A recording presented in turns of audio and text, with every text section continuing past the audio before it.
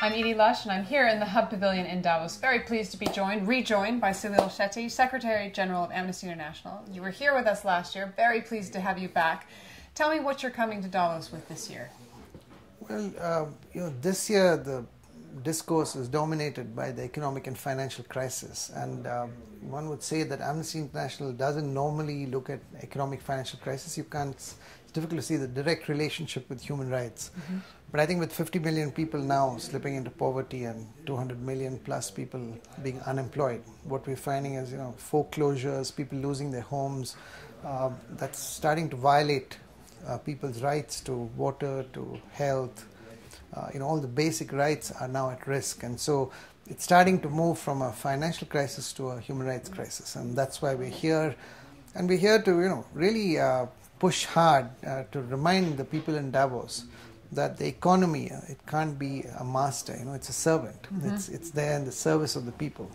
But now it's become like a Frankenstein. It's driving everything, and we are chasing this. We don't even know what it is. Mm-hmm. So, and initially the problem we had was, if you look back last year, lack of regulation over the last 2 years is effectively what's caused this problem of the financial and banking sector, etc. And governments are primarily responsible for that. That's their job. They're elected to make sure that societies function properly, and they've obviously been sleeping on the wheel. And partly because they have a cozy relationship with companies. And companies also surely share some of the blame as well. No, companies are the ones who've caused the problem. But, we don't elect companies, we elect our governments. Right. That's why they're in place. But as I said, in many places now, these two things are becoming interchangeable, because these people and companies are joining governments, and, a lot of the political parties are financed by these very business leaders as companies or as individuals. So it's got blurred, and they've failed in that instance. And now we're in a situation a year later where, instead of holding the people who caused the crisis to account, because it's not as if it's not known as to who caused it. Many of them are moving around in Davos right now. Mm-hmm. Instead of bringing justice, what we see is impunity. But in a sense, that's very important, because when, for example, in the Middle East and North Africa with Mubarak and Saleh in Yemen, etc., we always say that you can't just say you're now going for medical treatment to the US. Mm-hmm. President Saleh from Yemen, and having killed thousands of people, he has to be brought to account. But the same logic has to hold with bankers and people who've... So what would you like to do? What would you like to see companies have to do with regard to human rights? Okay, there's the other thing about what they need to do from now on. I'm saying that they have to first of all be held accountable for what they've done. Now, we are now in a different phase, because now the whole thing is a big mess. Nobody quite knows how to proceed. And now the most immediate worry is that the responses which the governments are coming up with in order to deal with the crisis is actually going to make matters worse, because the crisis was caused by a set of people, consequences being faced by more marginalized communities, by women, by migrants. And if there are going to be further cutbacks in social expenditure, it's a sort of a double whammy. Mm-hmm. So that's where we are. So now, okay, your question is, what do companies have to do? What do they have to do? It's not, this is the question I'm being asked. Do we know what needs to be done? Actually, we do know what needs to be done. We don't do it. So the Universal Declaration of Human Rights is as crystal clear a document as you can get. So they have to respect rights, follow it. And it's government's job. Governments have an obligation. They signed up to minimum core human rights delivery on the ground. They have to promote, they have to respect, they have to fulfill human rights. And if companies don't do that, they have to hold them to account. So I've been, in many meetings now with companies about how do you make sure they do respect human rights. And there's a lot of talk about self-regulation and a code of conduct and stuff like Global Compact, all of these ideas and that works fine for the good companies, the ones who actually want to do the right thing. But as we know, it's not like those are coming out of the woodwork. So the good ones will always do the right thing, but the majority of them actually don't. And that's precisely why we need mandatory standards. We need, tough regulation.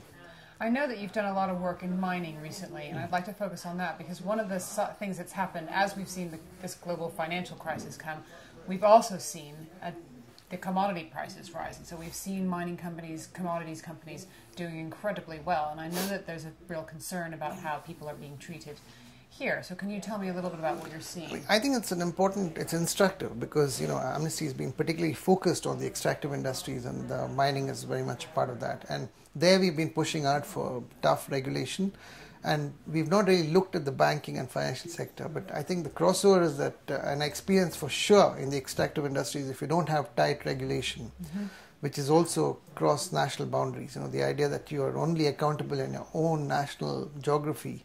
If you take companies like Vedanta is a good example. I'll just talk about Vedanta, which is a big bauxite mining company. And we have worked a lot on that case in India, in eastern India. And Vedanta is registered in the UK as a company. So generally speaking, the idea is that they feel they're not really accountable in India, but actually they're exploiting the mineral resources in India. They have the potentially displacing thousands of indigenous families and destroying the environment. Now, what Amnesty did with the local communities and with local activists was we were able to put forward a great case, and we managed to block it, and the government of India has now blocked it.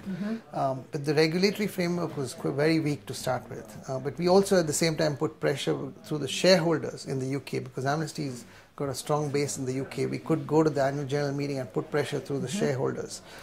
But, but Amnesty can't be involved in every single case. That's why we need a proper regulatory framework. And these companies can't, outsource the problems to some other place. They have to be accountable. They have to be accountable both in the country where they're operating, in India, and they have to be accountable in the host country, which is the UK in this case. And who are the people to hold them accountable? So it's the governments, it's people, NGOs, and people like you. And how do you use, for example, social media, and how can you reach out to the Occupy protesters, for example, who are here in Davos, just down the street, rebranded as Occupy?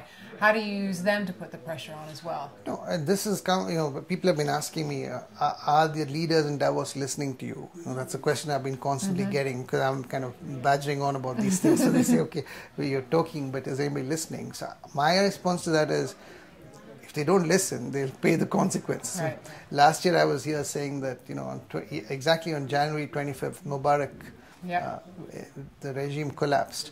And we were very clear that this is going to happen in many more countries in the Arab world. But it was like Rome burning and Nehru fiddling. And then we had Yemen collapse, Syria hanging in the balance, Bahrain teetering, and so this year it's clear now, if you don't sort out this economic crisis and make sure that you protect people's rights, you're going to face the consequences. It's Occupy, it goes from here to Russia, and it's not just the Middle East and North Africa. So, and I was yesterday with them in a public action. So, for Amnesty, the right to protest is crucial.